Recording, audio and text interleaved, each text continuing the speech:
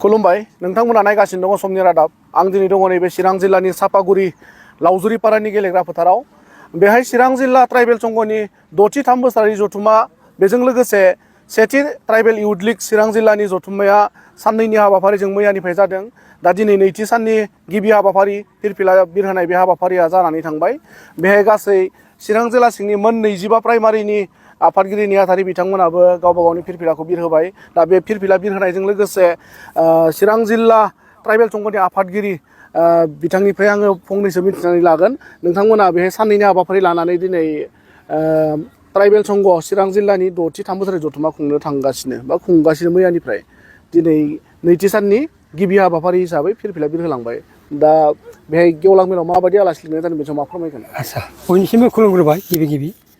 दा मिन्थिबायानो रायजो राजा नोंथांमोनहा दिनै जोंहा नैथि सानाव जों फिरफिला बिरखांबाय दा आरो मोनसे दंबायो जोंहा हाबाफारि जोङो जिहेतु जोंनि चिरां जिल्ला ट्राइबेल संघ आरो चिरां जिल्ला ट्राइबेल युथ लीगआ 3 बोसोरारि 6थि जि बोसोरसालिया जथुम्मा खुंदों बेवहाय जोङो टार्मिनेटिं इयार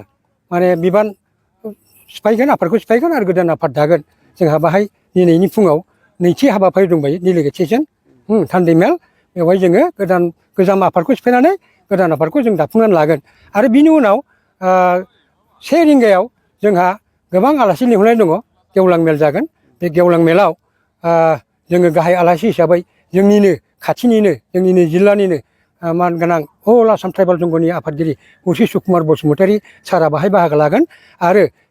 अल आसाम ट्राइबेल संघनिनो गाहाय नेहाथारि मानगोनां मुर्शि आदित्य खाख्लारि बिथाङाबो जोंजों आलासि महरै नुजाफैगोन आरो बिथाङा बाहागो लानानै ट्राइबेलनि जेंना जेंगोनानि सायाव गोबां बाथ्राखौनो जोंनो मिथिहोगोन आरो जोङो बे समाव जोङो मा मावनांगौ बोरै थांनांगौ बोरै लांनांगौ बेखौ मोजाङैनो बिथाङा फोरमायलांगोन आरो बिथांमोनजों लोगोसे जोंहा लकेलनिनो जोंहा खाफाल गोनां जे जोंहा एमपि सानै दङ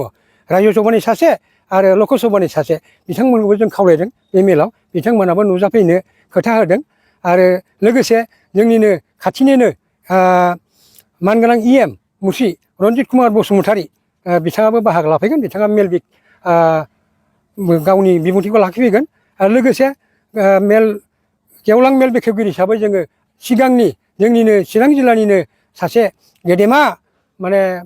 राजखान्थिगिरि मानगोनां मुर्शि चन्दन ब्रह्म बिथांखौ जोङो लिंहरदों बिथाङाबो नुजाफैगोन होनदों आरो लोगोसे जोबथारनायाव दाखालिसो जोंहा चिरां जिल्लानिफ्राय सासे MLA बाइ इलेक्सनाव देरहालांनाय मानगोनां मुर्शि निलमल ब्रह्म बिथांखौबो जों हांख्रायदों बिथाङाबो नुजाफैगोन होनदों आरो बिनि बारै आरो गोबां गेदेमा बिथांमोनहा बाहागो लाफैगोन होननानै जोंनो मिथिहोदों जोबथारनायाव